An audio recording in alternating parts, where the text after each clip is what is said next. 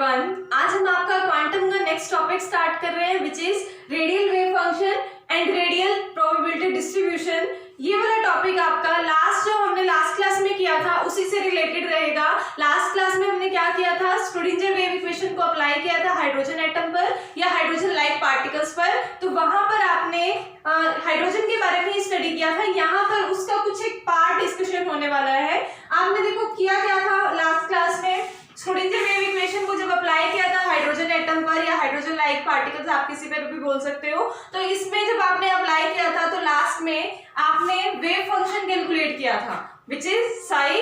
तो साई को जब आपने कैलकुलेट किया, साई के दो पार्ट्स थे। साई हमारा एक रेडियल पार्ट से मिलकर बना हुआ था, एक हमारा साथ में क्या था, एंगुलर पार्ट।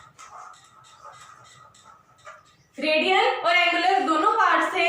तो रेडियल पार्ट हमने किससे रिप्रेजेंट किया था, आर से, और एंगुलर पार्ट हमने किससे रिप्रेजेंट किया था, एंगुलर के भी दो पार्ट्स थे। एंगुलर के दो पार्ट्स कौन कौन से थे, एक थीटा एक आपका फाई। और इसका मतलब हमारा साई किसकी किसकी मल्टीप्लिकेशन था, मतलब कौन कौन से फंक्शन की मल्टीप्लिकेशन था, आर, थीटा और फाई।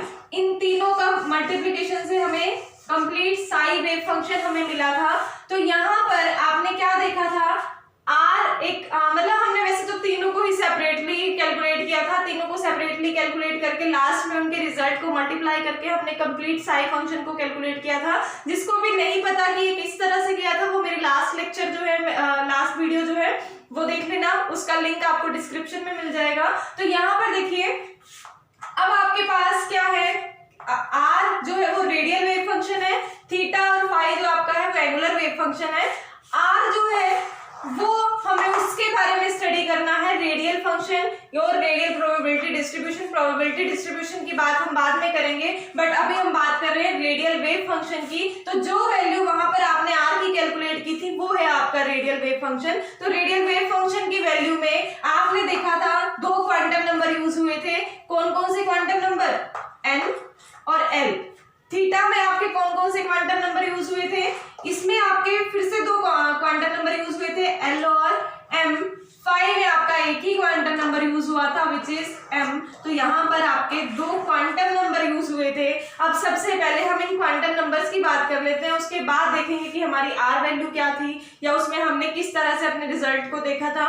तो सबसे पहले हम बात कर रहे हैं क्वांटम नंबर्स की। क्वांटम नंबर्स कितने टाइप के होते हैं, क्वांटम नंबर्स हमारे चार टाइप के होते हैं। इन चार टाइप में सबसे पहला क्वांटम नंबर आपका एन, फिर आप एल की बात करते हो, फिर आप एम की बात करते हो, और फोर्थ आपका एस होता है। एन क्या होता है इसमें, principal quantum number, principal quantum number. L आपका एजिमुथल क्वांटम नंबर,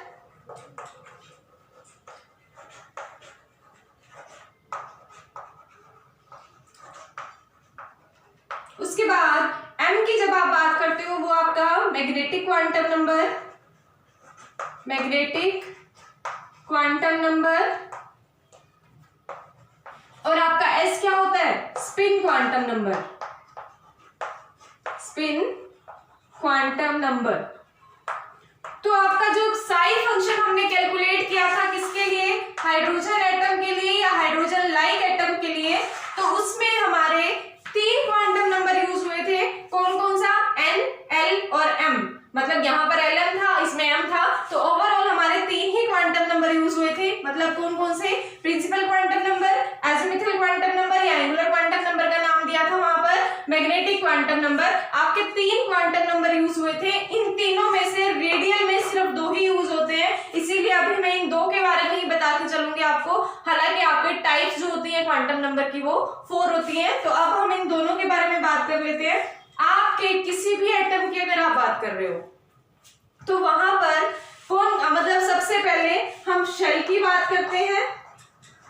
किसी भी एटम के पहले हम अगर रिप्रेजेंटेशन की बात करें तो हम अगर इलेक्ट्रॉन्स की प्रेजेंस की वहां पर बात हो रही है तो उसमें हम सबसे पहले शेल की बात करते हैं, फिर हम सब शेल की बात करते हैं, उसके बाद हम ऑर्बिटल्स की बात करते हैं, और फिर लास्ट में हम स्पिन की की बात करते हैं। अब आपको बात करनी है शेल और सबशेल की, क्योंकि हम दो ही क्वांटम नंबर की बात कर रहे हैं। इसमें आपका n जो है प्रिंसिपल क्वांटम नंबर, वो नंबर ऑफ शेल की बात करता है, l जो है आपका सबशेल्स की बात करता है, m आपका ऑर्बिटल्स की बात करता है और s आपका स्पिन की बात करता है। तो ये चारों जो है, ये चारों के चारों जो टर्म्स हैं वो चारों हमारी इन्हीं से रिलेटेड है। Principal quantum number, azimuthal quantum number हमारा सबशेल की बात करेगा, प्रिंसिपल क्वांटम नंबर शेल की बात करेगा, और मैग्नेटिक क्वांटम नंबर आपका ऑर्बिटल्स की, और स्पिन क्वांटम नंबर आपका स्पिन्स की बात करता है। तो अब हमें सिर्फ प्रिंसिपल क्वांटम नंबर और एजिमुथल क्वांटम नंबर की अगर बात करनी है, अगर यही दोनों इन्वॉल्व है, तो हमें शेल की और सबशेल्स की बात करनी है। अब हम उसके पूरे डिटेल में नहीं जाएंगे कि शेल क्या होता है, सबशेल क्या होता है, ये चीजें आप ऑलरेडी जानते हो। तो हमारे पास अगर किसी शेल और सबशेल की बात की जा रही है, और या यूं कहें कि दो क्वांटम नंबर n और l की अगर बात की जा रही है, तो n, l और m आपके सारे तीनों के तीनों क्वांटम नंबर इंटर रिलेटेड होते हैं। तो अगर ये इंटर रिलेटेड है, तो यहां से अगर मेरे पास n वैल्यू है, तो अगर मुझे l वैल्यू कैलकुलेट करनी है, तो l वैल्यू कैसे कैलकुलेट करते हो, 0 to n-1। n से हम l वैल्यू कैलकुलेट कर सकते हैं, जो कि हमारी कैलकुलेट कैसे होती है, 0 to n-1। n मतलब प्रिंसिपल क्वांटम नंबर से हम एजिमुथल क्वांटम नंबर कैलकुलेट कर सकते हैं, 0 to n-1। इसका मतलब मेरा अगर मुझे शेल नंबर पता है, तो वहां से मैं सबशेल्स बता सकती हूँ कि सबशेल कितने होंगे, और उन सबशेल्स को कैलकुलेट करने का मेथड क्या है, 0 to n-1। इसी तरह से अगर आप यूं कहो n की वैल्यू मेरी 1 है, तो l वैल्यू मेरी कहां से कहां तक होगी, 0 to 1, दैट मींस 0 and 1। ये चीजें तो हो गई आपकी बेसिक्स, ये सभी को ऑलमोस्ट पता ही होंगी। तो इसके बाद हम यहां से ये कह सकते हैं कि n मेरे n वैल्यूज जो है वो 1, 2, 3 इंटीग्रल वैल्यूज होती हैं, साथ ही हमारी l वैल्यूज भी हैं जो वो आपकी 0, 1, 2, 3 ये भी हमारी इंटीग्रल वैल्यूज ही होंगी।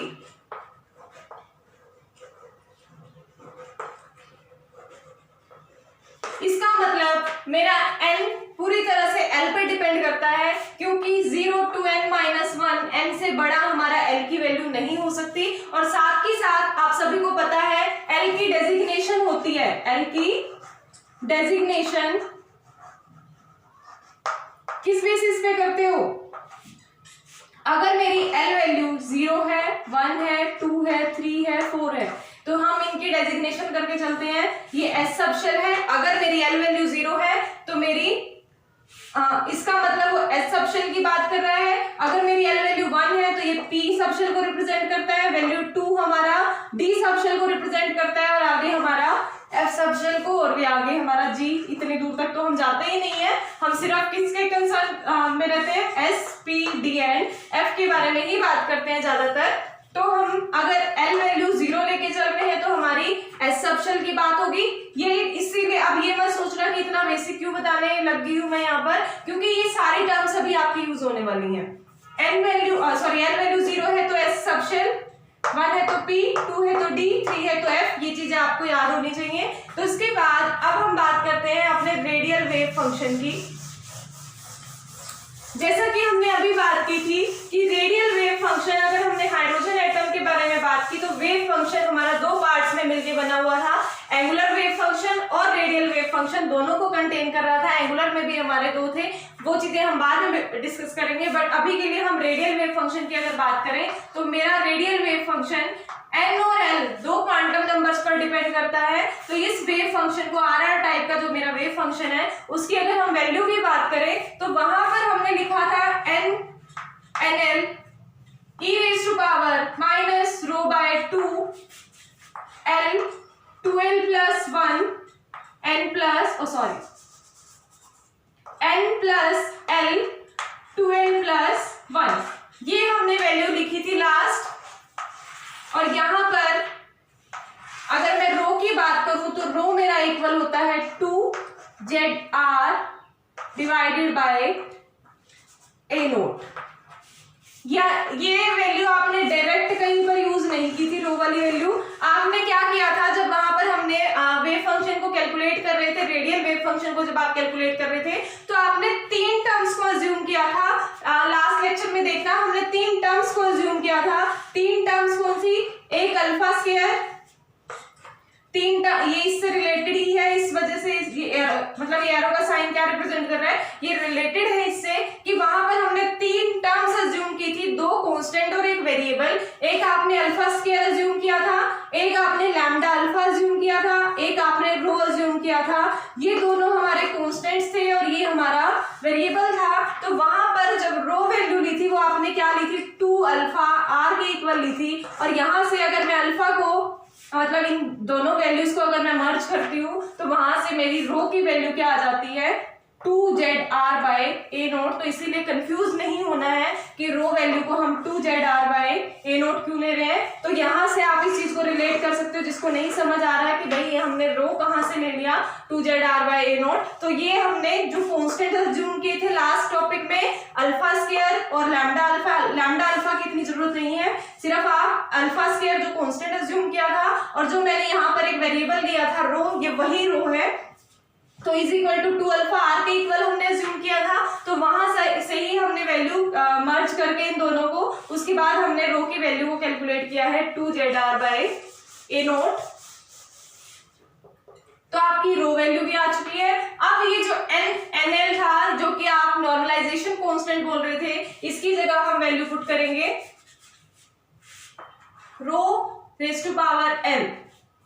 जो आपकी नॉर्मलाइजेशन कांस्टेंट की वैल्यू आएगी rho raise to power L e raise to power minus rho by 2 2L plus 1 Ln plus L। जो अब ये वाला फैक्टर है, एक second, rho is equal to 2ZR by a naught. तो अब देखिए ये वाला जो फैक्टर है, ये जो आपको दिखाई दे रहा है, ये हमारा एक पॉलिनोमियल फॉर्म है। कैसी फॉर्म है? पॉलिनोमियल फॉर्म है। इस पॉलिनोमियल फॉर्म को हमें सॉर्ट आउट करना है, उसके बाद ही हम रेडियल वेव फंक्शंस लिख सकते हैं डिफरेंट ऑर्बिटल नहीं सॉरी सबशेल्स के लिए, या डिफरेंट शेल नंबर्स में जो भी सबशेल्स हैं उनके लिए अगर मुझे रेडियल वेव फंक्शन अगर लिखना है तो उसके लिए मुझे ये वाला फैक्टर कंप्लीटली सॉल्व करना पड़ेगा, तभी जाकर मेरी वैल्यूज लिखी जा सकती है। तो इस फैक्टर को सॉल्व करना हमारे लिए बहुत मुश्किल नहीं है, इसके लिए हमें डिफरेंशिएशन आना चाहिए जस्ट। और ये हमारा फैक्टर 2 स्टेप्स में सॉल्व होगा। कितने स्टेप्स में? 2 स्टेप्स में सॉल्व होगा। तो फर्स्ट स्टेप आपका क्या रहेगा, अगर मुझे L 2L plus 1 N plus L इस फैक्टर को सॉल्व करना है तो मुझे डिफरेंशिएशन करना पड़ेगा। Differentiation 2L plus 1 time differentiation करना पड़ेगा एक फैक्टर का, एक फंक्शन का। कौन से फंक्शन का? L N plus L। ये थोड़ा सा आपको डिफरेंट लगने वाला है ये टर्म, बट आप एक बार देखोगे आपको समझ आ जाएगा। इस फंक्शन को डिफरेंशिएट करना है 2L प्लस 1 टाइम, और किसके रिस्पेक्ट में करना है? रो के रिस्पेक्ट में करना है। यहाँ पर भी 2L प्लस 1, दैट मीन्स आप जैसे डबल डिफरेंशिएशन को कैसे लिखते हो, d² bye dx² of that function, जिसका भी आप डिफरेंशिएशन कर रहे हो उसको हम इस फॉर्म में लिखते हैं ना। तो वही चीज आपने लिखी है कि आपको डिफरेंशिएशन करना है 2L प्लस 1 टाइम कौन से फंक्शन का? L N plus L। But हमें तो इसकी भी नॉलेज नहीं है कि ये भी हम कैसे सॉल्व करेंगे। तो इसको सॉल्व करने का मेथड होगा आपका L N प्लस L को अगर आपको सॉल्व करना है तो वो आपका इक्वल होगा e raise to power rho differentiation N plus L time divided by rho raise to power N plus L। मतलब आपको डिफरेंशिएशन करना है रो के रिस्पेक्ट में N प्लस L टाइम। क्या रहेगा फंक्शन आपका? Rho raise to power N plus L e raise to power minus rho. आपके पास अब ये तीनों टर्म्स आ चुकी हैं। इन तीनों टर्म्स में ये नेगेटिव ऑफ रो है, माइनस रो। तो इसमें अब आपका क्या होगा? देखो हमारे पास ये रेडियल वेव फंक्शन था। रेडियल वेव फंक्शन में हम सबसे पहली बात है, ये रेडियल वेव फंक्शन कहाँ से लाए थे? जब हमने स्क्रोडिंगर वेव इक्वेशन को अप्लाई किया था हाइड्रोजन एटम पे, तो हमारे पास रेडियल वेव फंक्शन की वैल्यू ये आई थी, और उस रेडियल वेव फंक्शन में हमने वहां पर रिजल्ट में क्या लिखा हुआ था, वहां हमने यहाँ पर n ऑफ nl लिखा हुआ था, जो कि हमारा नॉर्मलाइजेशन कांस्टेंट को रिप्रेजेंट कर रहा था। उसकी वैल्यू हमारी क्या है, रो ऑफ l। हमने ये क्या देखा कि ये टर्म आई हमारे पास, इसके बाद हम इस टर्म की हेल्प से हम किसी भी सबशेल का वेव फंक्शन कैलकुलेट कर सकते हैं, रेडियल वेव फंक्शन कैलकुलेट कर सकते हैं किसी भी शेल के किसी भी सबशेल का। तो यहाँ से हमने क्या टर्म देखी कि ये चीज हमारे लिए थोड़ी अननोन है, हमें नहीं पता कि ये चीज कैसे सॉर्ट आउट की जाएगी। तो उसके लिए हमारे पास दो स्टेप्स आए, दो स्टेप्स में ये जो दो स्टेप्स आए हैं, इन दो स्टेप्स को कैसे सॉल्व किया जाएगा, जो भी आपका ये मतलब ये वाली टर्म है, इसको सॉल्व करने के लिए आपको डिफरेंशिएशन करनी है, मल्टी स्टेप्स में डिफरेंशिएशन करनी है। और वो मल्टी स्टेप्स में डिफरेंशिएशन कितने times, 2l plus 1 times differentiation with respect to rho. और किस फंक्शन का करना है फिर ये differentiation, ln plus l function का हमें डिफरेंशिएशन करना है। अब इस फंक्शन का भी हमें नहीं पता कि इस फंक्शन को भी हम कैसे सॉल्व करें, तो उसके लिए हमारा नेक्स्ट स्टेप है, नेक्स्ट स्टेप में डिफरेंशिएशन को मतलब इस टर्म को सॉल्व करने के लिए हमें फर्दर फिर से डिफरेंशिएशन करना है। तो यहाँ पर डिफरेंशिएशन किस टर्म का करना है, but l of n plus l को अगर हमें कैलकुलेट करना है तो वो हमारा फंक्शन इक्वल होगा, ये वाली टर्म हमारी इक्वल होगी e रेज़ टू पावर रो को मल्टीप्लाई कर दो किसके साथ, differentiation of any function, which function, rho raised to power n plus l e raised to power minus rho। इस फंक्शन का डिफरेंशिएशन कर दो n plus l टाइम, ये हमें क्या कैलकुलेट करके देगा, l n plus l। तो ये टर्म्स हमारी सॉल्व होने के बाद हम यहाँ पर वैल्यू पुट करेंगे, और यहाँ वैल्यू पुट करने के बाद हम अपने r ऑफ r किसी भी सबशेल का, किसी भी शेल की सबशेल का हम कैलकुलेट कर सकते हैं। फॉर एग्जाम्पल आप r ऑफ nl में r ऑफ r, इसमें हम n की वैल्यू कहते हैं 1 रखो और l की वैल्यू कहते हैं हम 0 रखें, तो उसके बाद ये हमारा कौन सी टर्म बन गई, अगर n मेरा प्रिंसिपल क्वांटम नंबर 1 है और ये हमारा सबशेल की वैल्यू 0 है, तो इसका मतलब s 0 का मतलब क्या हुआ s, तो इसका मतलब यहाँ पर 1s की बात हो रही है। तो 1s के लिए अगर मुझे रेडियल वेव फंक्शन कैलकुलेट करना है तो मुझे इन स्टेप्स में n की वैल्यू 0 और l की वैल्यू 1 रखनी पड़ेगी। तो यहाँ पर ये वैल्यूज पुट करके मतलब n plus l 1 plus 0, that means single time differentiation करना है किसका, e रेज़ टू पावर 1 का e raise to power minus rho raise to power 1 e raise to power minus rho का हमें डिफरेंशिएशन करना है। यहाँ पर ये वैल्यू सॉल्व करेंगे, ये जो भी सॉल्व होके आएगी उसको हम यहाँ पर पुट करेंगे। यहाँ पुट करने के बाद उसका 12 प्लस 1 टाइम, दैट मीन्स उल्टा लिख दिया, n की वैल्यू 1 l की वैल्यू 0। तो l की वैल्यू जब हम 0 पुट करेंगे तो d रेज़ टू पावर 1 ही बचेगी, दैट मींस इसका भी हमें सिंगल डिफरेंशिएशन करना है, और सिंगल डिफरेंशिएशन करके हमारे पास ये वैल्यू आ जाएगी, और उस वैल्यू को हमें यहाँ पर पुट करना है। पुट करके हम इस इक्वेशन को सॉल्व कर लेंगे, तो यहाँ से हमारी r ऑफ 1s की वैल्यू आ जाएगी, मतलब रेडियल वेव फंक्शन जो है मेरा 1s के लिए यहाँ से कैलकुलेट हो जाएगा। अब इसी तरह से हम ये तीनों स्टेप्स अप्लाई करके 1 बाय 1 ये तीनों स्टेप्स की हेल्प से हम किसी भी सबशेल के लिए रेडियल वेव फंक्शन की वैल्यू कैलकुलेट कर सकते हैं।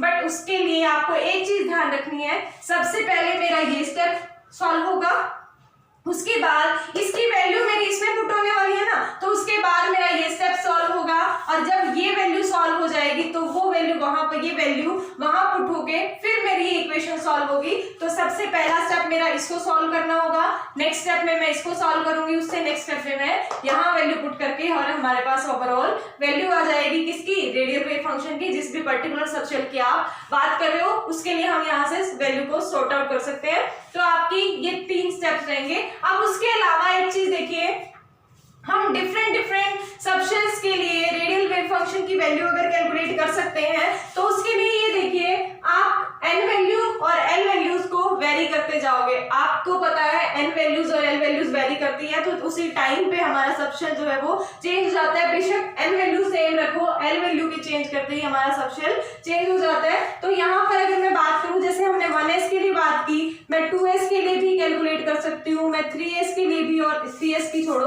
2p के लिए भी कैलकुलेट कर सकते हैं। हम कुछ एक एग्जांपल से लेके चलेंगे, सारे एग्जांपल्स हमने नहीं उठाने हैं। तो अगर हमने 1s की बात की थी तो n और l वैल्यूज हमारी क्या क्या थी, n की वैल्यू मेरी 1, एस की वैल्यू मेरी 0 सॉरी एल की वैल्यू मेरी 0 क्योंकि मैं एस सबशेल की बात कर रही हूँ। अगर मेरी एन वैल्यू 2 हो जाए और एल वैल्यू 0 हो जाए तो इसका मतलब मैं 2s की बात कर रही हूँ। सिमिलरली अगर मैं एन वैल्यू को 2 रखूं और p वैल्यू को मैं 1 रखती हूँ, सॉरी एल वैल्यू को मैं 1 रखती हूँ, तो मेरा p की बात हो रही है, दैट मीन्स 2p की बात हो रही है। तो यहाँ से हम n वैल्यूज को डिफरेंट n और l वैल्यूज को पुट करके हम डिफरेंट सबशेल्स के लिए रेडियल वेव फंक्शन को कैलकुलेट कर सकते हैं। तो अब हमने 1 बाय 1 इनकी वैल्यूज फाइंड आउट करनी है और हम वैल्यूज को पूरा सॉर्ट आउट करके नहीं दिखाएंगे, यहाँ पर पूरा सॉल्व नहीं करने वाले हैं। क्यों नहीं सॉल्व करेंगे? क्योंकि देखो हर एक के लिए हमें ये 3 स्टेप्स सॉल्व करने पड़ेंगे और वो हमारे लिए बहुत लेंथी हो जाएगा। इस वजह से हम क्या करेंगे, डायरेक्ट वैल्यूज ही लिख लेते हैं, वो भी एग्जाम्पल की फॉर्म में। आप एक एग्जाम्पल भी दे दोगे वो भी सफिशिएंट है। मैं अभी के लिए आपके सामने 3 की वैल्यूज लिख रही हूँ, उन तीनों में से आप किसी एक की, 2 की मतलब लर्न कर लो। इन तीनों की ही ज्यादा आती है एग्जाम में, अगर वैसे भी आएगी भी तो आपकी, अगर किसी कॉम्पिटिटिव एग्जाम में भी बात कर रहे हो तो ये 3 वैल्यूज ही हमारे लिए सफिशिएंट हो जाती है। और अगर इससे हायर वैल्यू अगर इनकेस आ भी रही है तो आप इस फॉर्मूला की हेल्प से वो सॉल्व कर सकते हो और उसकी वैल्यू फाइंड आउट कर सकते हो। तो अब हम इन तीनों की जनरल मतलब रिजल्ट लिखते हैं 1 बाय 1। देखिए इनके जस्ट रिजल्ट ही हमारे लिए सफिशिएंट हो जाएंगे। यहाँ पर आप सिर्फ इनको टर्म्स को ही लर्न कर लेना, बाकी सॉल्व करने मत बैठ जाना, बहुत लेंथी कर दोगे इस टॉपिक को अदरवाइज आप। तो अब अगर हम बात करें 1s की, तीनों स्टेप्स को अप्लाई करने के बाद अगर मैं r ऑफ 1s की बात करूं या यूं कहे मैं n की वैल्यू और l की वैल्यू की बात कर रही हूं, तो अगर मैंने n वैल्यू 1 और s value sorry l value मैंने 0 ली तो इसका मतलब मैं r ऑफ 1s की बात कर रही हूं,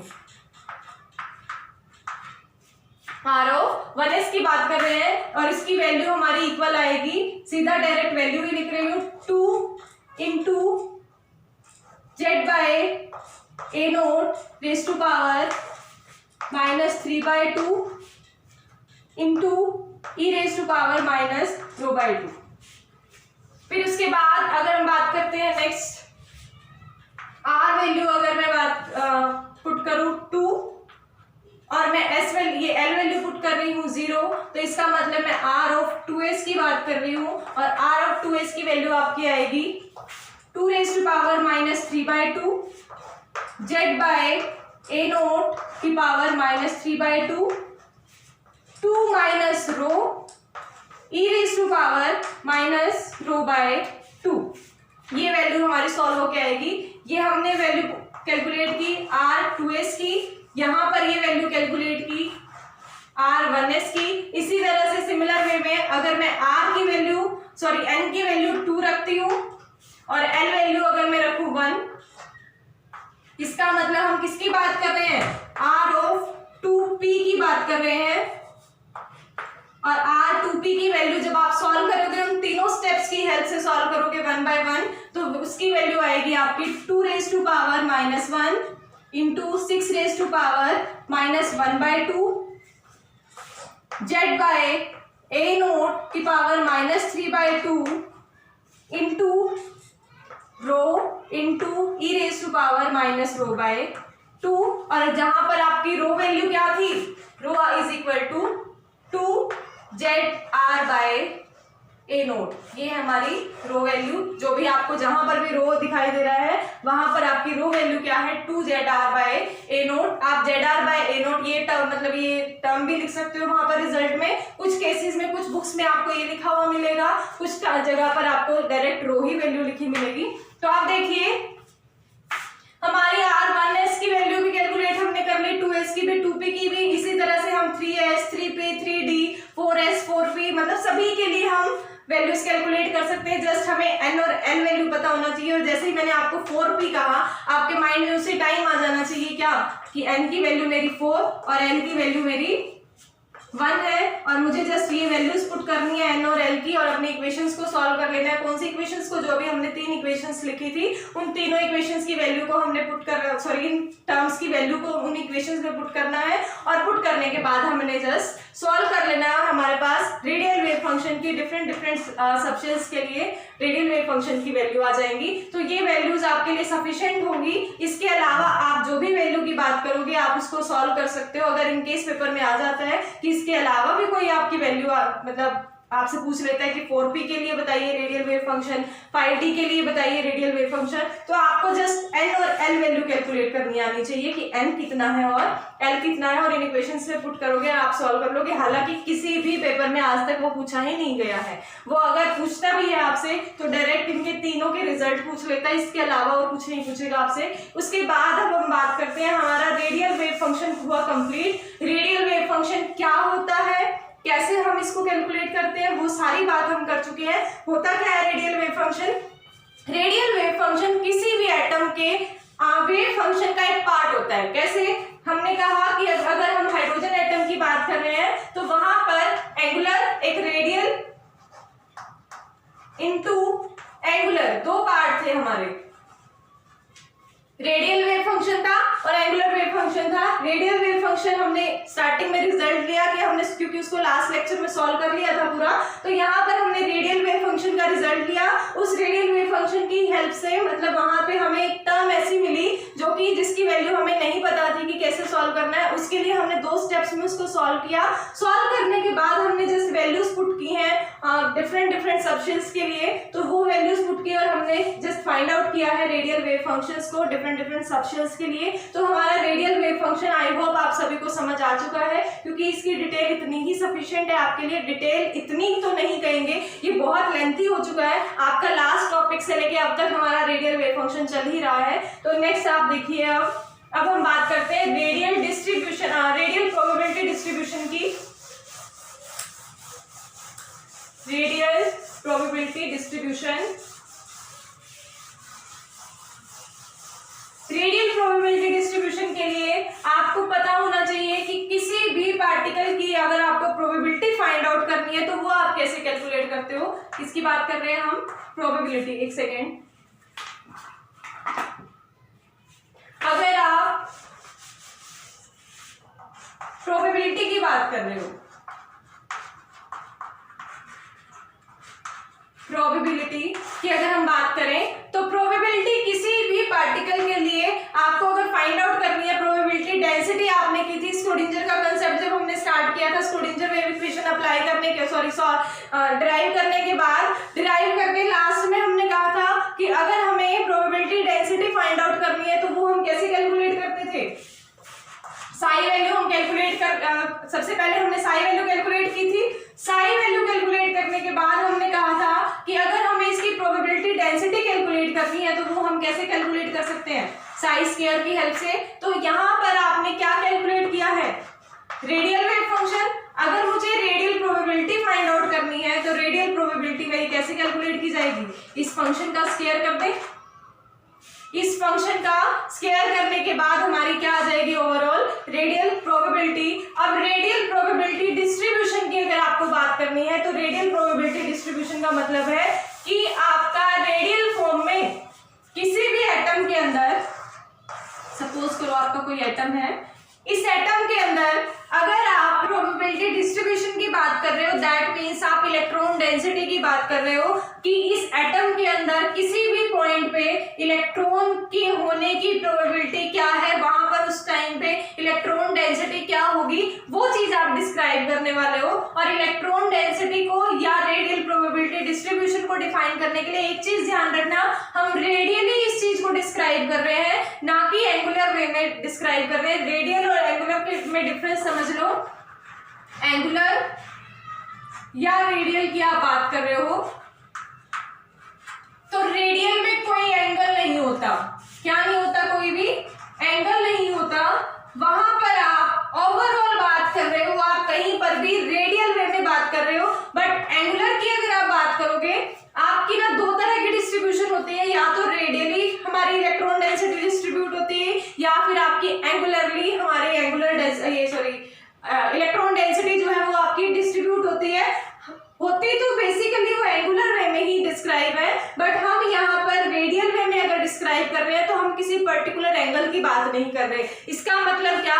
हम किसी पर्टिकुलर शेप की बात नहीं कर रहे। शेप की बात का मतलब क्या हुआ? अगर आप 1s की बात कर रहे हो, आप सभी को पता है शेप कैसी होती है? स्फेरिकल। अगर आप 2 बात कर रहे हो, आप लोगों को पता है शेप कैसी होती है, डंबल शेप होती है। तो डंबल शेप होगी या स्फेरिकल शेप होगी तो इलेक्ट्रॉन डेंसिटी इसी शेप के अंदर मिलेगी, या इलेक्ट्रॉन डेंसिटी हमारी इसी शेप के अंदर मिलती है ना। ऐसा तो नहीं होता ना कि भाई हमारे ये डंबल शेप हमने रिकॉग्नाइज कर दी इसके बाद में मेरी इलेक्ट्रॉन डेंसिटी बाहर ही घूम रही है। फिर आपने डिफाइन ही कैसे करी, जब आप शेप्स की बात करते हो तो उस टाइम पे आप बताते हो कि हमारी इलेक्ट्रॉन डेंसिटी ऐसे ऐसे इस टाइप से हमें मिल रही थी, तो इस वजह से इसकी शेप डंबल हुई। तो यहाँ पर अब हम रेडियल वे में, ये होती है आपकी एंगुलर, अगर आप इस फॉर्म में डिस्क्राइब करते हो तो वो होती है आपकी एंगुलर। अगर आप एंगुलर प्रोबेबिलिटी डिस्ट्रीब्यूशन की बात करोगे तब आपको एक पर्टिकुलर एंगल पे जाना पड़ेगा कि जहां पर डंबल फॉर्म हो रहा है वहीं पर ही मेरी इलेक्ट्रॉन डेंसिटी मिलेगी, बाकी पर मेरी इलेक्ट्रॉन डेंसिटी नहीं मिलेगी। तो इसकी वजह से अगर हम रेडियल की बात कर रहे हैं तो रेडियल में कोई भी पोजीशन फिक्स नहीं होती। आप ओवरऑल इलेक्ट्रॉन डेंसिटी की बात करोगे तो अगर आप ओवरऑल इलेक्ट्रॉन डेंसिटी की बात करोगे तो पूरा का पूरा वॉल्यूम जितना भी उसका सरफेस एरिया होगा आपको मतलब इस एटम का जितना भी सरफेस एरिया होगा या उसका जितना भी वॉल्यूम होगा, आप सारे के अंदर आप इलेक्ट्रॉन डेंसिटी चेक करोगे। तो अगर आप मैथमेटिकली डिस्क्राइब करने लगो कि आप क्या नाम है रेडियल प्रोबेबिलिटी डिस्ट्रीब्यूशन की अगर आप बात करो मैथमेटिकली, रेडियल प्रोबेबिलिटी डिस्ट्रीब्यूशन, तो ये आपकी मैथमेटिकली इक्वल होती है इंटीग्रेशन ऑफ आर स्क्वायर, जो कि आपने रेडियल वेव फंक्शन कैलकुलेट किया था। रेडियल ये आपका क्या है, रेडियल वेव फंक्शन। अब एक सेकेंड ये चीज ध्यान रखना, आर आपका रेडियल वेव फंक्शन है, रेडियल वेव फंक्शन है, बट आर स्क्वायर में जब आपने इसको कन्वर्ट कर दिया है ना, अब ये रेडियल वेव फंक्शन नहीं, ये रेडियल प्रोबेबिलिटी है। क्या है ये आपकी रेडियल प्रोबेबिलिटी। अभी मैंने आपको बताया भी था कि वेव फंक्शन का अगर आप स्क्वायर कर देते हो तो वो आपको प्रोबेबिलिटी डेंसिटी बताता है। तो ये आर स्क्वायर आपका रेडियल प्रोबेबिलिटी डेंसिटी को डिफाइन कर रहा है किसी भी पर्टिकुलर पॉइंट पर। बट अगर आपको ओवरऑल बात करनी है कि पूरे के पूरे वॉल्यूम के अंदर इसकी ओवरऑल ये क्या होगी, इलेक्ट्रॉन डेंसिटी क्या होगी, तो उसके लिए आपको इस फैक्टर को रेडियल प्रोबेबिलिटी डिस्ट्रीब्यूशन को, रेडियल प्रोबेबिलिटी डेंसिटी को, सॉरी रेडियल प्रोबेबिलिटी डेंसिटी को मल्टीप्लाई करना पड़ेगा उसके ओवरऑल वॉल्यूम के साथ। जिस वॉल्यूम की आप बात कर रहे हो, कौन से वॉल्यूम की बात कर रहे हो, सपोज करो यहां से डिस्टेंस मेरा यहां तक का r है और इन दोनों के बीच का डिस्टेंस अगर मेरा dr है, तो मैं अगर यहां से 1s की अगर बात कर रही हूं या हमारे किसी पर्टिकुलर एरिया की बात कर रही हूं कि मैं 0 to r अपनी इलेक्ट्रॉन डेंसिटी फाइंड आउट करना चाहती हूं, या हमारी रेडियल प्रोबेबिलिटी डिस्ट्रीब्यूशन में 0 to r डिस्टेंस अगर मैं radial probability distribution find out कर रही हूं, तो उसके लिए मुझे यहां से यहां तक के वॉल्यूम की बात करनी है और वो मेरा इक्वल किसकी होगा, 4/3 पाई r प्लस dr का क्यूब, इसका वॉल्यूम माइनस इसका वॉल्यूम, मेरा ये वॉल्यूम फाइंड आउट हो जाएगा। तो यहां से ये वाला वॉल्यूम, तो माइनस 4/3 पाई r क्यूब। ये आपका मैथमेटिकल चीजें हैं, इनको इतना ज्यादा डिटेल में करने की खैर जरूरत भी नहीं है आपको। आप क्या करोगे, यहाँ पर वॉल्यूम लिखोगे, वॉल्यूम आपका किसके इक्वल आएगा, 4 पाई r स्क्वायर के, और लिमिट्स हमारी 0 to r। यहाँ आप जब इंटीग्रेट करोगे तो यहाँ पर इंटीग्रेशन कांस्टेंट क्या, सॉरी इंटीग्रेशन के टाइम पे क्या आ जाएगा, dr, और ये dr आने के बाद जब आप इसको इंटीग्रेट करके ओवरऑल सॉल्व करोगे तो वो आपको रेडियल प्रोबेबिलिटी डिस्ट्रीब्यूशन देगा। बट आपने अभी देखा कि जो r वैल्यूज हैं वो तो मेरी हर एक स्टेप पे या हर एक सबशेल के लिए वेरी कर रही है। 1s के लिए अलग r वैल्यू है, 2s के लिए अलग r वैल्यू है, 2p के लिए अलग r वैल्यू है। तो सभी के लिए अगर आप बात करोगे डिफरेंट तो सभी के लिए हमारी रेडियल प्रोबेबिलिटी डिस्ट्रीब्यूशन भी जो है वो अलग अलग वैल्यूज लेके आएगा, क्योंकि सभी के लिए r स्क्वायर इक्वल होगा। अब यहाँ पर एक चीज ध्यान देने वाली है कि रेडियल प्रोबेबिलिटी डिस्ट्रीब्यूशन तो ये होगा, सॉरी डेंसिटी तो ये होगी, रेडियल प्रोबेबिलिटी डेंसिटी तो हमारी ये होगी, बट ये वाली r वैल्यू क्या है, ये हमारी न्यूक्लियस से डिस्टेंस है हमारा किसी भी शेल का या किसी भी सब शेल का डिस्टेंस की अगर हम बात करें तो ये वो हमारा वो आर है। तो अगर इस टर्म को या रेडियल प्रोबेबिलिटी डिस्ट्रीब्यूशन को मैं अगर ग्राफिकली डिस्क्राइब करना चाहूँ तो ग्राफिकली डिस्क्राइब करने के लिए हमें ये देखना पड़ेगा कि वो डिस्टेंस के साथ कैसे वेरी करती है। मतलब कि मेरा रेडियल प्रोबेबिलिटी डिस्ट्रीब्यूशन या रेडियल प्रोबेबिलिटी डेंसिटी जो ओवरऑल है वो हमारी डिस्टेंस के साथ कैसे वेरी करती है। अगर हम ग्राफ ड्रॉ करें, यहाँ अगर मैं वाई एक्सिस पर ड्रॉ कर रही हूँ R square 4 pi R square, यहाँ पर अगर हम ड्रॉ करें मतलब क्या R square 4 pi R square को अगर मैं वाई एक्सिस पर और डिस्टेंस को मैं डिस्टेंस जो कि r से रिप्रेजेंट किया जा रहा है उसको मैं अगर x एक्सिस पर ड्रॉ करती हूं तो मुझे यहाँ पर वेरिएंस के अकॉर्डिंग हर एक के लिए एक अपनी अलग से कर्व मिलेगी। किसके लिए?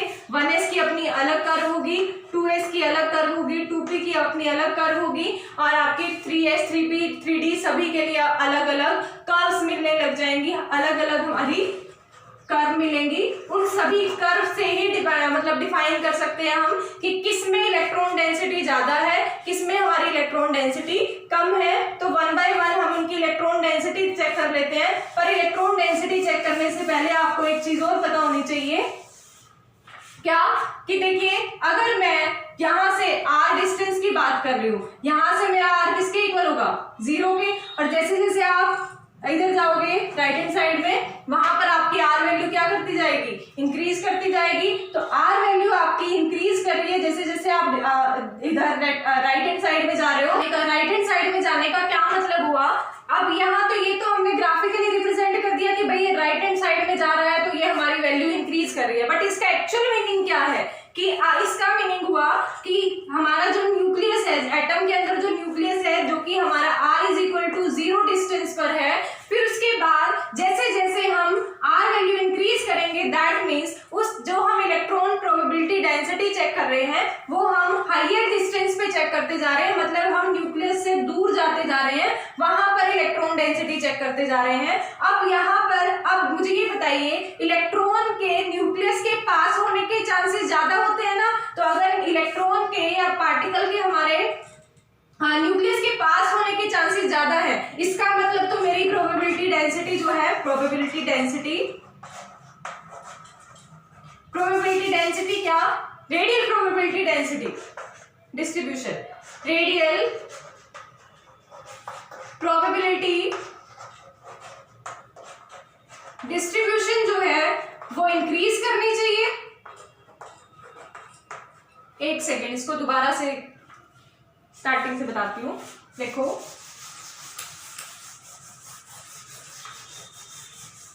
हम यहाँ पर क्या बात कर रहे हैं कि मैं आर वैल्यू को इंक्रीज कर रही हूँ क्योंकि मुझे पता है मुझे अगर यहाँ पर ग्राफिकली रिप्रेजेंट करना है तो डेफिनेटली मुझे इस साइड में अगर राइट साइड में टर्न करूंगी तो मेरी आर वैल्यू इंक्रीज कर रही है। बट इन एक्चुअल मीनिंग हम कौन सी आर वैल्यू की बात कर रहे हैं कि जो हमारा न्यूक्लियस से डिस्टेंस जो है वो बढ़ता जा रहा है। इसका मतलब क्या होगा कि न्यूक्लियस से हमारे एटम के अंदर जो है वो डिस्टेंस जो है वो इंक्रीज करता जा रहा है। अगर वो डिस्टेंस इंक्रीज करता जा रहा है इसका मतलब हमारे अकॉर्डिंग हमने जो आज तक पढ़ा है या हमने पढ़ा भी क्या, न्यूक्लियस पे पॉजिटिव चार्ज, इलेक्ट्रॉन पे नेगेटिव चार्ज, तो वो एक दूसरे को अट्रैक्ट करते हैं। तो हमें ये लग रहा है कि भाई ये हमारे न्यूक्लियस के पास इलेक्ट्रॉन डेंसिटी मैक्सिमम होनी चाहिए। अगर इलेक्ट्रॉन डेंसिटी यहाँ पर मैक्सिमम होनी चाहिए तो मेरी प्रोबेबिलिटी डेंसिटी भी यहाँ पर क्या होनी चाहिए? ज्यादा होनी चाहिए, क्योंकि अब मेरी वैल्यू क्या थी प्रोबेबिलिटी डेंसिटी की? प्रोबेबिलिटी डेंसिटी पीडी से रिप्रेजेंट कर रही हूँ। पीडी का मतलब कभी कंफ्यूज हो जाओ, प्रोबेबिलिटी डेंसिटी या प्रोबेबिलिटी रेडियल प्रोबेबिलिटी डिस्ट्रीब्यूशन से कर लेते हैं। रेडियल प्रोबेबिलिटी डिस्ट्रीब्यूशन जो कि हमारा इक्वल था, हमने अभी लिखा था 0 to r square into 4 pi r square dr। ये फैक्टर था हमारा रेडियल प्रोबेबिलिटी डिस्ट्रीब्यूशन का। इसमें जो है दो फैक्टर्स हैं, एक तो हमारा प्रोबेबिलिटी डेंसिटी का, यहां लिख देते हैं, एक तो हमारे पास क्या है प्रोबेबिलिटी डेंसिटी, दूसरा फैक्टर क्या है आपका, ये तो हो गया आपका प्रोबेबिलिटी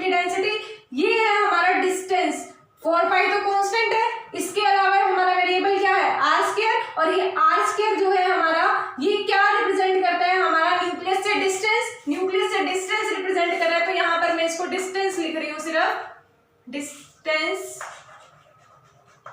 फ्रॉम न्यूक्लियस, ठीक है। अब ये डिस्टेंस फ्रॉम न्यूक्लियस, एक तो ये फैक्टर है, एक हमारा प्रोबेबिलिटी डेंसिटी फैक्टर है। अब इसको डिस्टेंस से रिलेट करो कि अगर मेरा डिस्टेंस कम होगा, न्यूक्लियस के पास के डिस्टेंस की बात कर रही हूं, तो वहां पर मेरी प्रोबेबिलिटी डेंसिटी ज्यादा होगी। प्रोबेबिलिटी डेंसिटी मेरी न्यूक्लियस के पास इंक्रीज करेगी, और जैसे जैसे मैं न्यूक्लियस से दूर जाती जा रही हूँ, अपने डिस्टेंस को इंक्रीज कर रही हूँ, मतलब क्या हुआ, मेरा आर अगर डिक्रीज करता है तो मेरी प्रोबेबिलिटी डेंसिटी इंक्रीज करती है। और अगर मैं आर वैल्यू को इंक्रीज करूं, आर से इससे न्यूक्लियस से दूर जाती जा रही हूं, तो न्यूक्लियस से अगर मैं दूर जाऊंगी तो वहां पर मेरी प्रोबेबिलिटी डेंसिटी कम होती चली जाएगी। इसका मतलब क्या हुआ, अगर हम आर को इंक्रीज करते हैं तो प्रोबेबिलिटी डेंसिटी क्या करेगी, वो डिक्रीज करना स्टार्ट कर देगी। आर वैल्यू डिक्रीज करती है तो probability density increase, R value increase करती है तो प्रोबेबिलिटी डेंसिटी डिक्रीज। इसका मतलब क्या, न्यूक्लियस के जितना पास रहोगे उतना ही ज्यादा इलेक्ट्रॉन डेंसिटी होने के चांसेस ज्यादा, न्यूक्लियस से जितना पास रहोगे मतलब डिस्टेंस न्यूक्लियस से जितना कम होगा उतनी ही ज्यादा प्रोबेबिलिटी डेंसिटी होगी। पार्टिकल्स के होने के चांसेस, इलेक्ट्रॉन के होने के चांसेस वहां पर ज्यादा होंगे। आर वैल्यू जैसे ही इंक्रीज करोगे, न्यूक्लियस से जितना दूर चले जाओगे वहां पर इलेक्ट्रॉन डेंसिटी होने के चांसेस कम रहेंगे। इसका मतलब आर वैल्यू अगर आप इंक्रीज करते हो तो प्रोबेबिलिटी डेंसिटी आपकी डिक्रीज कर जाती है। तो अगर हम इस फैक्टर की बात करें, यहाँ इस फैक्टर की बात करें तो मेरा आर वैल्यू इंक्रीज करने से, सॉरी आर वैल्यू डिक्रीज करने से प्रोबेबिलिटी डेंसिटी मेरी इंक्रीज कर रही थी, तो मेरा ये आरपीडी मतलब रेडियल प्रोबेबिलिटी डिस्ट्रीब्यूशन वो वाला फैक्टर इंक्रीज कर रहा था। किसकी वजह से, क्योंकि हमारा न्यूक्लियस के पास है, ये वाला फैक्टर तो डिक्रीज कर जाएगा। आर 4πr², आर लो पे रब कर दिया, आर लो पे प्रोबेबिलिटी डेंसिटी इंक्रीज कर रही थी और आर हाई पर प्रोबेबिलिटी डेंसिटी डिक्रीज हो रही थी। तो यहां पर हमने कहा अगर मेरा आर लो है तो इसका मतलब मेरा 4πr² भी क्या है, लीस्ट वैल्यू रखेगा। बट उसी टाइम पे मेरा आर जो है, r² जो है वो वैल्यू को इंक्रीज कर देगा, वो वैल्यू को इंक्रीज कर रहा है उसी टाइम। इसका मतलब ओवरऑल मेरी प्रोबेबिलिटी डेंसिटी पर इतना ज्यादा इफेक्ट नहीं पड़ेगा, क्योंकि ये r² वाले फैक्टर को कंपनसेट कौन कर रहा है, ये वाला r² कंपनसेट कर रहा है। साथ में यहाँ पर भी अगर आप बात करो तो हमारा डिस्टेंस, अगर डिस्टेंस से न्यूक्लियस से इंक्रीज कर रहे हैं तो हमारा ये वाला फैक्टर तो इंक्रीज कर जाएगा और ये वाला फैक्टर हमारा डिक्रीज कर जाएगा। अब हम कंफ्यूज है इस चीज में कि कब मेरा आरपीडी ज्यादा होगा, कब मेरा आरपीडी कम होगा, क्योंकि हमने तो ये देख लिया कि आर वैल्यू डिक्रीज करती है, मतलब डिस्टेंस अगर डिक्रीज करता है तो प्रोबेबिलिटी बढ़ जाती है। ये वाला डिस्टेंस अगर डिक्रीज करेगा तो ये बढ़ जाएगा, ये इंक्रीज करेगा तो, और ये कम होगा तो वो इंक्रीज हो जाता है। तो हमें समझ नहीं आ रहा कि रेडियल प्रोबेबिलिटी डिस्ट्रीब्यूशन किस बेसिस पर आएगा। अगर हम इसको ग्राफिकली देखने लगेंगे तो ग्राफिकली रिप्रेजेंटेशन से हमें इस चीज को बिल्कुल इजीली समझ पाएंगे। तो अब हम डिफरेंट केसेस में हमारे ग्राफिकल रिप्रेजेंटेशन देख रहे हैं और वो आपकी कैसे होगी। देखिए सबसे पहले हम 1s की बात करेंगे, सबसे पहले हम बात कर रहे हैं 1s की। उसके लिए हम पहले नोड वैल्यू कैलकुलेट करना देख लेते हैं। n-l-1 से हमारी नोड कैलकुलेट की जाती है। n-l मैं आपको ऑलरेडी बता चुकी हूँ n क्या है, l क्या है। और 1s की अगर आप बात कर रहे हो तो n मेरा 1 और l मेरा 0। तो अगर मैं नोड यहाँ पे कैलकुलेट करती हूँ तो n की value 1 -0 -1 equal to 0, that means मेरी 0 नोड है 1s के केस में। हम बात किसकी कर रहे हैं, 1s की। तो 1s के केस में n की वैल्यू 1, l की value 0, node is equal to n-l-1 formula से आप कैलकुलेट करते हो। 11th-12th क्लास में सीख लिया था ये चीज तो हमने। तो 1 -0 -1 जब ये वैल्यूज पुट करेंगे तो नोड की वैल्यू आई 0। अब क्वेश्चन आता है कि नोड होता क्या है, नोड आपका क्या है। आप रेडियल प्रोबेबिलिटी डिस्ट्रीब्यूशन में बात क्या कर रहे हो, इलेक्ट्रॉन डेंसिटी की बात कर रहे हो कि कहां पर किस पॉइंट पर इलेक्ट्रॉन डेंसिटी कितनी है, ये चीज चेक कर रहे हो। तो नोड वाला एरिया कौन सा होता है, जहां पर आपकी इलेक्ट्रॉन डेंसिटी क्या होती है, जीरो होती है इलेक्ट्रॉन डेंसिटी। ये तो नोड जीरो है यहाँ, बट नोड का मीनिंग क्या है? इलेक्ट्रॉन डेंसिटी जीरो होना।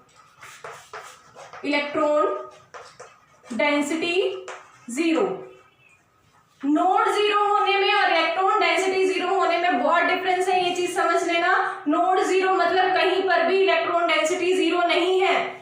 नोड जीरो का मतलब इलेक्ट्रॉन डेंसिटी कहीं पर भी जीरो नहीं है। बट नोड खुद का मीनिंग क्या रखती है कि कहीं पर भी अगर नोड आ जाती है, अगर सपोज करो मैं कहीं पर कहूं नोड की वैल्यू 1 है, तो इसका मतलब एक जगह पर जो भी हमारा एटम हमने कंसीडर किया था, उस एटम में किसी एक पोजीशन पर इलेक्ट्रॉन डेंसिटी मेरी बिल्कुल जीरो है।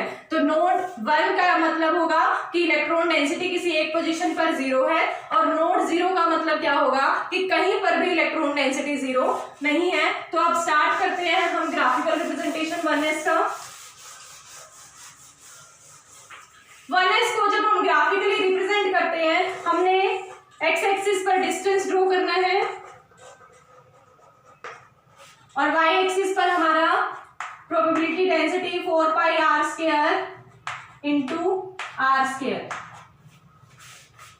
एक सेकेंड, थोड़ा क्लियरली लिख देते हैं इसको। 4 pi R square into R square, यही था ना हमारी इलेक्ट्रॉन ये probability density, sorry radial probability density. Radial part को, रेडियल प्रोबेबिलिटी को हमने उसके वॉल्यूम से मल्टीप्लाई किया था। अब ये हमारा आर को रिप्रेजेंट कर रहा है। अगर ये आर को रिप्रेजेंट कर रहा है तो आर इज इक्वल टू 0 पर हमारी प्रोबेबिलिटी मैक्सिमम होती है वैसे तो, but R is equal to 0 put करते ही जो हमारा फॉर्मूला था इंटीग्रेट करते हैं, जो जहां पर हम 4 pi R square into R N L का स्क्वायर, तो यहां पर जैसे ही मैं 0 पुट करूंगी ये ओवरऑल वैल्यू क्या आ जाएगी? 0 आ जाएगी। तो ये 0 आ गई, दैट मीन्स यहाँ पर कोई इलेक्ट्रॉन डेंसिटी हाइयर नहीं होती। जो हम कह रहे थे डिस्टेंस बहुत कम है, तो प्रोबेबिलिटी डेंसिटी हमारी ज्यादा हो जाएगी। तो बट हमारी r इज इक्वल टू 0 पर कोई इलेक्ट्रॉन डेंसिटी ज्यादा नहीं होती, वो तो हमें 0 वैल्यू देता है। तो यहाँ से इसका मतलब मेरा स्टार्टिंग पॉइंट अगर मैं ग्राफ का बात करूं तो वो हमारा बिल्कुल 0 पॉइंट से स्टार्ट होगा। उसके बाद हमारी धीरे धीरे इलेक्ट्रॉन डेंसिटी बढ़ती है और एक पॉइंट ऐसा आता है जब हमारी इलेक्ट्रॉन डेंसिटी मैक्सिमम हो जाती है, और वहां पर ये डिस्टेंस जो हमारा होगा, ये हमारा डिस्टेंस या ये पॉइंट आर का मतलब ये वाला आर वैल्यू जो भी होगी हमारी आर डैश से मान लो हम रिप्रेजेंट करते हैं, तो ये R dash maximum electron density को रखता है।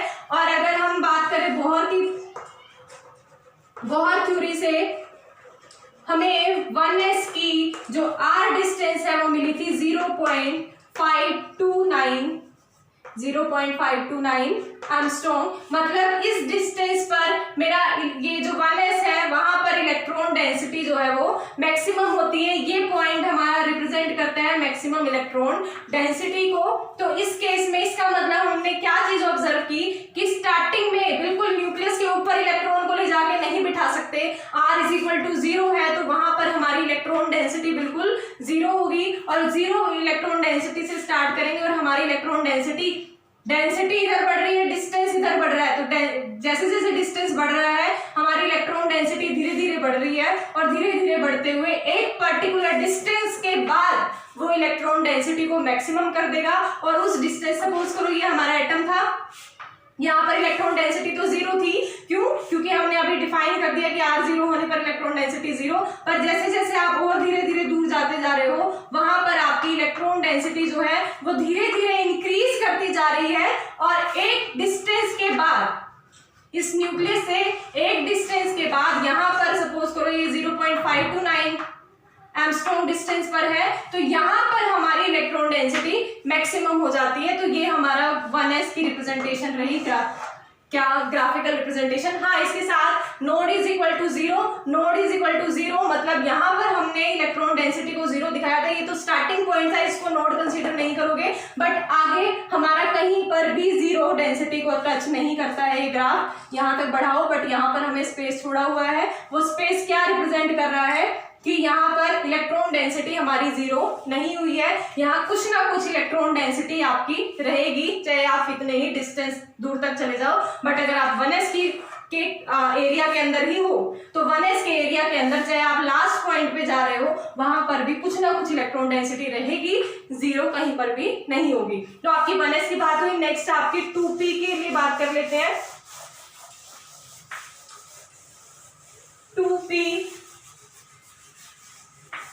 2p के लिए आपकी n और l की वैल्यू क्या होंगी? n की वैल्यू 2 और l की वैल्यू आपकी 1। और अगर आप नोड कैलकुलेट करते हो तो वही same formula n minus l minus 1। तो n माइनस l माइनस 1 जब पुट करोगे 2 minus l value 1 minus 1 is equal to, ये भी 0 के इक्वल आ गया। इसका मतलब 2p के पास भी कोई नोड नहीं होती। ये 1s ड्रॉ कर रखा है, हम अब ड्रॉ कर लेते हैं 2p। तो जब 2p आप ड्रॉ करोगे तो उसके केस में भी अगर 0 नोड है, 0 ही नोड है, तो वही हमारा r इज इक्वल टू 0 से स्टार्ट होगा। यहाँ r ड्रॉ करना है, यहाँ 4 पाई r square into r square ये ड्रॉ करना है। तो यहाँ से जब आप इलेक्ट्रॉन डेंसिटी स्टार्टिंग पॉइंट पे बात करते हो वही आपका फॉर्मूला r स्क्वायर इंटू 4 पाई r स्क्वायर, ये हमारा वैल्यू कैलकुलेट करके देगा किसकी? रेडियल प्रोबेबिलिटी डिस्ट्रीब्यूशन की, RPD। तो यहाँ से जब हम वैल्यू पुट करेंगे वही r की वैल्यू 0 पुट करोगे जैसे ही, तो इलेक्ट्रॉन डेंसिटी मेरी फिर से 0, इलेक्ट्रॉन डेंसिटी 0। तो ग्राफ मेरा हर केस में नहीं बताऊंगी, अब आगे मैं कुछ और एग्जांपल्स लेने वाली हूँ ग्राफिकल रिप्रेजेंटेशन के लिए। हर केस में r 0 से स्टार्ट करोगे, आप अपनी प्रोबेबिलिटी को चेक करना, तो वहां पर आपका स्टार्टिंग पॉइंट हमेशा यहाँ 0 डेंसिटी की वजह से हमारा एंड पॉइंट से स्टार्ट होगा। तो यहाँ से ही हमारा अगर ये ग्राफ स्टार्ट हो रहा है तो 2p के लिए जब हमने इलेक्ट्रॉन डेंसिटी चेक की तो उसके लिए भी ग्राफ हमारा सिमिलर ही मिला। ऐसा वही सेम चीज कि एक पर्टिकुलर डिस्टेंस के बाद उसे मैक्सिमा पॉइंट मिल गया। मैक्सिमा पॉइंट मतलब कि इस पॉइंट पे मान लो सपोज करो ये हमारा कोई ए पॉइंट है, इस ए पॉइंट के बाद वही सेंटर से स्टार्ट किया हमने और लास्ट तक हम जा रहे थे। सपोज करो ये हमारा क्या है?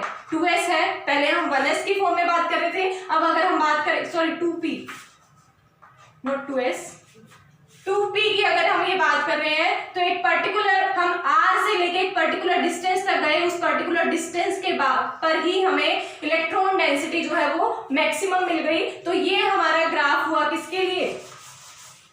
2p के लिए ग्राफिकल रिप्रेजेंटेशन हुई। 1s की और 2p की हमारी ग्राफिकल रिप्रेजेंटेशन बिल्कुल सिमिलर आती है, सिर्फ डिफरेंस क्या है? इलेक्ट्रॉन डेंसिटी का। इसकी इलेक्ट्रॉन डेंसिटी यहाँ पर ज्यादा होती है, इसमें इलेक्ट्रॉन डेंसिटी हमारी कम होती है। उसके बाद नेक्स्ट बात करते हैं 3s, 3p, 3d, सभी के लिए एक बार बात कर लेंगे, जनरल से बात करेंगे, आगे हम पूरा इसके डिटेल की में डिस्कशन नहीं करेंगे, इतनी ज्यादा नीड ही नहीं है। पहले हम सभी के लिए एक बार नोट लिख लेते हैं। 2s 2p हमारा हो गया, इसके अलावा कौन रह गया? 2s, फिर कौन आएगा? 3s, फिर किसकी बात होगी? 3p, फिर हमारी 3d और 4s।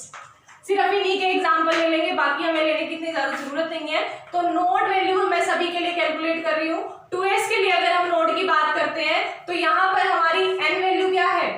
2, l वैल्यू क्या है? 0। इसके केस में n वैल्यू हमारी 3 और l वैल्यू हमारी क्या रहेगी? 0। सेम चीज यहाँ पर भी n वैल्यू हमारी 3 और l वैल्यू यहाँ पर क्या है? 1। इसमें n वैल्यू 3 और l वैल्यू हमारी 2, n वैल्यू 4 और आपकी l वैल्यू 0। तो सभी के लिए नोड कैलकुलेट कर लेते हैं 1 बाय 1। इसमें नोड कैलकुलेट करोगे तो n minus l minus 1, that means n value 2, l value 0 minus 1। इसका मतलब 1 नोड है हमारी 2s के केस में। 3s के केस में अगर आप बात करोगे तो n minus l minus 1, 3 minus 0 minus 1, that means 2 node है इसके पास। यहाँ नेक्स्ट में देखिए n minus l minus 1, n 3 है, l हमारा 1 है, माइनस 1, 2 माइनस 1, 1, दैट मीन्स यहाँ पर हमारी 1 नोड प्रेजेंट है। नेक्स्ट के केस में 3 minus 2 minus 1, that means 0 node present है, और यहाँ 4 minus 0 minus 1 that means 3 node present है। अब देखिए 2s में 1 नोड, 3s में 2 नोड, 1s में अभी हमने किया था कितनी नोड्स थी 0 नोड्स, तो 1s 2s 3s, उसके बाद हम p पे शिफ्ट करेंगे 2p कितनी नोड्स थी 0। अब उसके बाद अगर हम बात करें 3p में हमारी कितनी नोड है 1, उसके बाद अगर आप बात करो 3d के लिए अलग से 3d की अगर आप बात करोगे तो वहां पर आपकी 0 नोड आएंगी, और अगर आप 4s की बात करोगे तो हमारी 3 नोड आएंगी। अगर आप रिप्रेजेंटेशन देखो तो ये देख लीजिए यहां पर सबसे पहले आपके पास कौन सा सबशेल होता है 1s। ये लर्न करने का तरीका भी हो सकता है आपका बहुत इजीली। सबसे पहले आपके पास कौन होगा 1s, मतलब फर्स्ट शेल में आपके पास सिर्फ s होता है, सेकेंड शेल में आपके पास s और p दोनों होते हैं, और थर्ड शेल में आपके पास s p और d होते हैं, और फोर्थ की अगर आप बात करो तो s p d और f ये चारों आ जाते हैं। तो इस केस में देखिए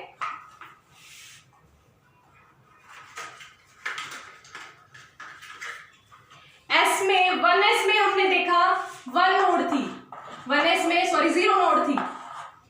इसके केस में 2s में 1 नोड है और 2p में हमारी 0 नोड है। यहां पर जब हम देखेंगे 3s में 2 नोड है, 3p में 1 नोड है, और 3d में हमारी 0 नोड है। अब 0 नोड नोटिस करते जाना।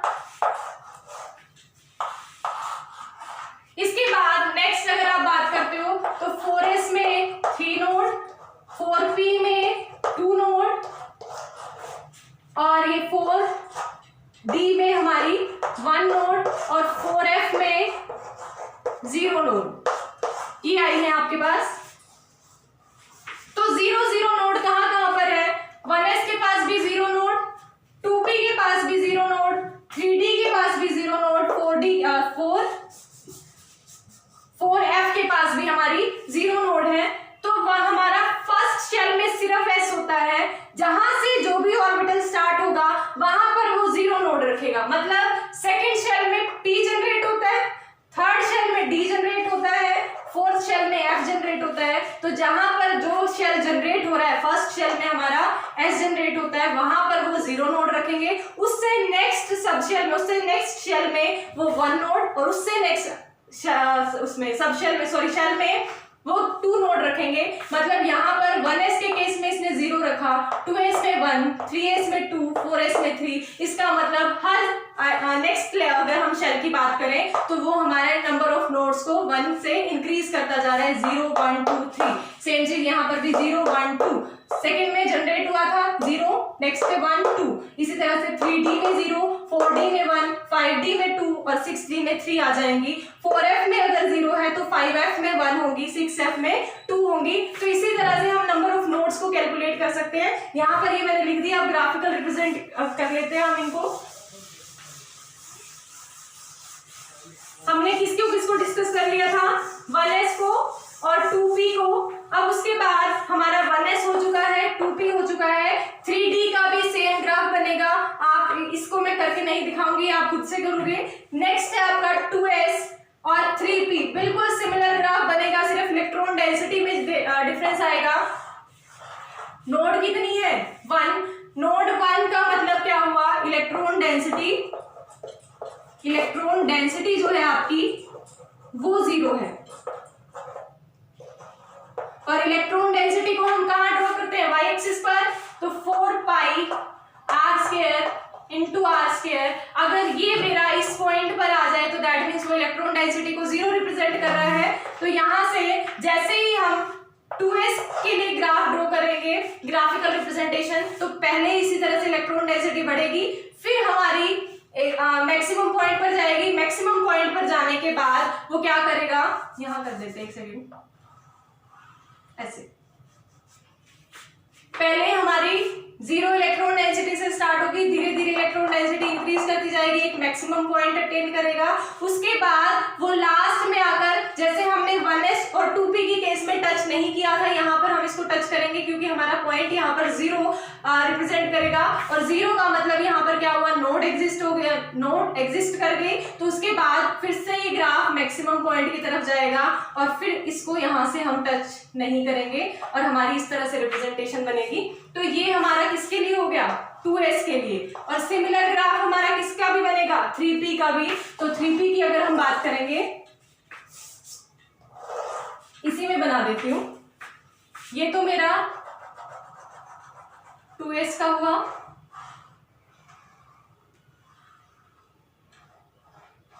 और अगर हम बात करें 3p की, तो 3p के लिए हमारी सिंगल नोड ही आएगी, वहीं अलग से रिप्रेजेंट कर देंगे, यहाँ कंफ्यूज हो जाओगे, मार्कर होते तब भी।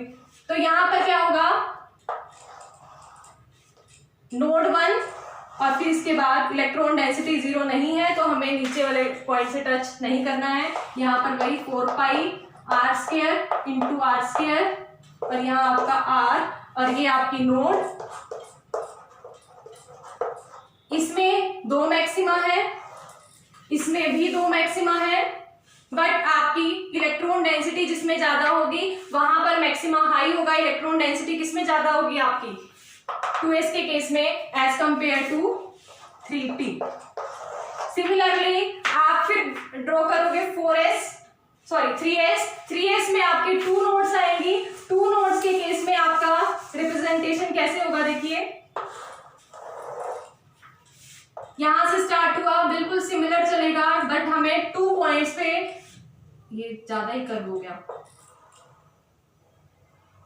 इस तरह से ग्राफ जाएगा और हमारी ये बन जाएगी आपकी, यहां से 0 पे टच नहीं करना है क्योंकि 2 ही नोड है, एक ये नोड हो गई, एक ये नोड हो गई, दोनों क्या है आपकी नोड। मतलब आपकी कर्व अगर टर्फ पे आकर टच हो रही है तो वो आपकी नोड की रिप्रेजेंटेशन होती है ग्राफिकल रिप्रेजेंटेशन में। यहाँ पर आपका आर ड्रो है, और ये ग्राफ किसके लिए होगा, 3s के लिए। सिमिलर ग्राफ आपका क्या रिप्रेजेंट होगा, 4p के लिए, क्योंकि उसमें भी कितनी नोड होंगी, 2 नोड होंगी। तो यहाँ जैसे आपने 3s के लिए ग्राफ रिप्रेजेंट किया है, ग्राफ ड्रॉ किया है, वैसे ही आप 4p के लिए भी ड्रॉ कर सकते हो। बस उसमें डिफरेंस क्या आ जाएगा, जैसे 2s की इलेक्ट्रॉन डेंसिटी ज्यादा है 3p से, इसी तरह से हमारा 3s की इलेक्ट्रॉन डेंसिटी ज्यादा होगी 3p से। ये ग्राफिकल रिप्रेजेंटेशन में ये वाला ग्राफ हमारा थोड़ा ऊपर की तरफ जाएगा क्योंकि इसकी ओवरऑल जो ये है इलेक्ट्रॉन डेंसिटी है ये ज्यादा है, तो इसका मैक्सिमम पॉइंट थोड़ा ज्यादा होना चाहिए, इसका कम। इसी तरह से जैसे आप 3s के लिए ग्राफ ड्रॉ कर रहे हो तो 3p की पीक्स थोड़ी कम में हो जाएंगी। कैसे, ये हो गया, ये इस तरह की रिप्रेजेंटेशन कि ये जो कम छोटी पीक हमें दिखाई दे रही है ये हमारा 4p के लिए, 4p के लिए ग्राफ हो गया, और ये जो हमारी बड़ी वाली पीक्स है ये हमारा ग्राफ किसके लिए हो गया, 3s के लिए। तो यहां से ये हमारा रिप्रेजेंट कर रहा है 3s को, और जो ये हमारी छोटी पीक्स है ये हमारा रिप्रेजेंट कर रहा है 4p को। सिमिलर ग्राफ्स बनते हैं, बस सिर्फ और सिर्फ इलेक्ट्रॉन डेंसिटी का डिफरेंस आ जाता है। इलेक्ट्रॉन डेंसिटी को कैसे रिप्रेजेंट करोगे, आप कैसे डिफाइन करोगे कि इसकी इलेक्ट्रॉन डेंसिटी कम है या इसकी इलेक्ट्रॉन डेंसिटी ज्यादा है। जितने भी मैक्सिमा बन रहे हो, इसमें 2 मैक्सिमा बन रहे थे, ये वाला मैक्सिमा और ये वाला मैक्सिमा, इन दोनों की इलेक्ट्रॉन डेंसिटी को ऐड कर दो और इन दोनों की इलेक्ट्रॉन डेंसिटी को ऐड कर दो। जिसकी इलेक्ट्रॉन डेंसिटी, जिसकी मैक्सिमा वैल्यू ज्यादा आएगी उसकी इलेक्ट्रॉन डेंसिटी ज्यादा। तो 2s की हमारी मैक्सिमा वैल्यू ज्यादा आती है एडिशन के बाद 3p के कंपैरिजन में, तो इसी वजह से हमारी 2s की इलेक्ट्रॉन डेंसिटी हमारी ज्यादा होती है एज कंपेयर टू 3p। इसी तरह से हमारी 3s की और 4p का अगर कंपैरिजन किया जाए तो वहां पर 3s की इलेक्ट्रॉन डेंसिटी हमारी ज्यादा आएगी एज कंपेयर टू 4p के। तो यहाँ से हमारी इलेक्ट्रॉन डेंसिटी का ऑर्डर भी बन सकता है। और साथ के साथ आपको एक चीज और ध्यान रखनी है कि जो आपके S और S-P-D अगर डिफरेंट जो सब्सटेंस है उनमें अगर हम पेनिट्रेटिंग पावर की बात करें तो वो हमारी S की ज्यादा होती है एज कंपेयर टू P के, और P की ज्यादा होती है D से, और D की ज्यादा होती है हमारी F से। कौन सी ऑर्डर की बात कर रही हूँ, पेनिट्रेटिंग पावर की, पेनिट्रेटिंग पावर की क्यों ये ज्यादा होती है? क्योंकि हमारा जो जितने भी ns ऑर्बिटल है वो ns ऑर्बिटल न्यूक्लियस के ज्यादा पास होते हैं, और न्यूक्लियस के ज्यादा पास होते हैं तो इनमें इलेक्ट्रॉन डेंसिटी पहले फिल की जाती है एज कंपेयर टू np के, और np में पहले फिल किए जाएंगे nd से, और nd में पहले फिल किए जाएंगे nf से। यूं भी कह सकते हैं कि 2s में हमारे 2p से पहले इलेक्ट्रॉन फिल होंगे, 3s में 3p से, और 3p में 3d से पहले इलेक्ट्रॉन फिल होंगे, और इलेक्ट्रॉन डेंसिटी उनमें ज्यादा होगी। इसी वजह से हमारी पेनिट्रेटिंग पावर का ऑर्डर भी ये रहेगा, s is greater than p is greater than d is greater than f। तो ये हमारा पेनिट्रेटिंग पावर का ऑर्डर रह जाएगा। उसके बाद अगर आप बात करो कि हमारे जो 1s 1p ये जितनी भी नोड्स वगैरह की बेसिस पर भी हम क्या करें, इलेक्ट्रॉन डेंसिटी की बात करते हैं, तो हमारा ऑर्डर क्या बनता है, 1s is greater than 2s is greater than 2p। ये किस लिए है वैसे? इसमें हमारी 1 नोड है, इसमें हमारी 0 नोड है, इलेक्ट्रॉन डेंसिटी स्प्रेड नहीं हुई है, तो 0 इलेक्ट्रॉन डेंसिटी सॉरी 0 नोड होने की वजह से इसमें इलेक्ट्रॉन डेंसिटी ज्यादा बन जाती है एज कंपेयर टू 2s। या फिर यूं कह लो कि इलेक्ट्रॉन से इससे न्यूक्लियस से डिस्टेंस भी बढ़ता चला जाता है, तो 2s is greater than 2p is greater than 3s 3p 3d। ये आपको ऑर्डर पता ही है सभी को, ये जनरल ऑर्डर चलेगा। तो ये हमारी ग्राफिकल रिप्रेजेंटेशन भी हो गई रेडियल प्रोबेबिलिटी डिस्ट्रीब्यूशन के बेसिस पे। रेडियल प्रोबेबिलिटी डिस्ट्रीब्यूशन हमारी दो चीजों पर डिपेंड कर रही थी, एक तो रेडियल प्रोबेबिलिटी डेंसिटी पर। हमने रेडियल प्रोबेबिलिटी डेंसिटी कैसे कैलकुलेट की, रेडियल वेव फंक्शन की हेल्प से। रेडियल वेव फंक्शन का हमने स्क्वायर कर दिया, क्योंकि हमें पता है वेव फंक्शन का स्क्वायर करने से हमें प्रोबेबिलिटी डेंसिटी की वैल्यू मिलती है। तो radial probability distribution probability density हमने कैलकुलेट की, उसको उसके ओवरऑल वॉल्यूम पे हमने चेक किया, और ग्राफिकल रिप्रेजेंटेशन की फॉर्म में इसको आपको समझा दिया है मैंने पूरा। अब इसके अलावा आपके एग्जाम्पल बहुत कम आएंगे, जितने हमने अभी एग्जाम्पल कर लिए मोर देन सफिशिएंट थे। तो आज के लिए आपका इतना ही। इसके बाद का बाकी का टॉपिक हम बाद में करेंगे। तो थैंक यू आज के लिए।